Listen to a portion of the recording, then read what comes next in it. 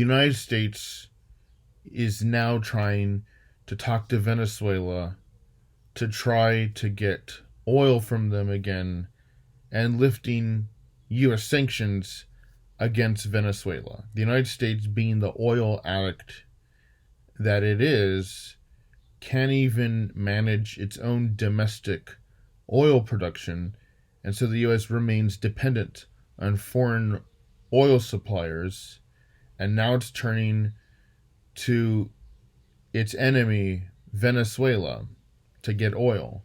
This is really embarrassing for the United States and shows that the United States is a declining power.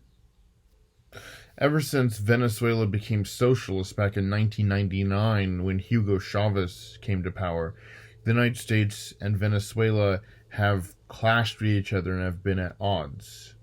And then when Nicolas Maduro took over Venezuela in 2013, when Hugo Chavez died, the United States has been trying everything it can, economically and politically, to do regime change in Venezuela. The United States has so far failed. Nicolas Maduro still remains in power in Venezuela. Now, I'm not going to support Nicolas Maduro. He is a horrible dictator. He and his government have totally mismanaged Venezuela into the ground. I mean, Venezuela is going through an economic, political meltdown and is extremely violent.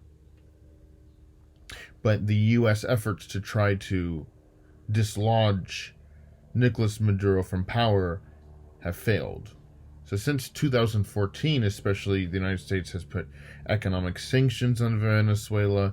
The United States ended up sanctioning the Venezuelan state oil company PDVSA in 2019, and the U.S. Banned oil imports from Venezuela.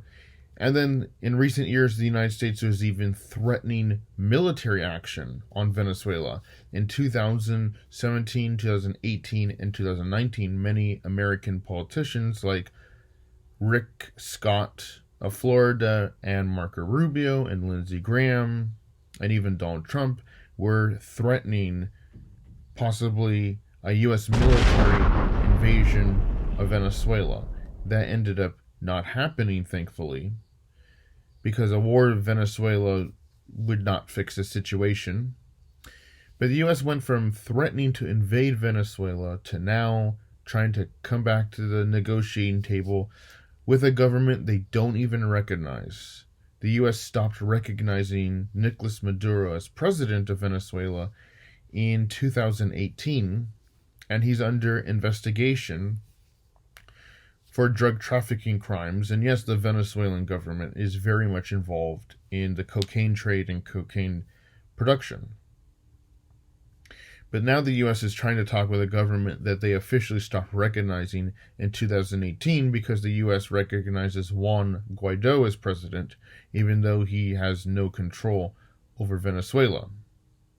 One of the biggest ironies also about this is for the past 8 years, the United States was praising the dictator of Honduras, Juan Orlando Hernandez, who is a narco-dictator. The U.S. was protecting his image while going after Nicolas Maduro, the dictator of Venezuela. The U.S. was accusing Nicolas Maduro of being a narco-dictator and even put a reward on him for his capture and arrest, as far as I know.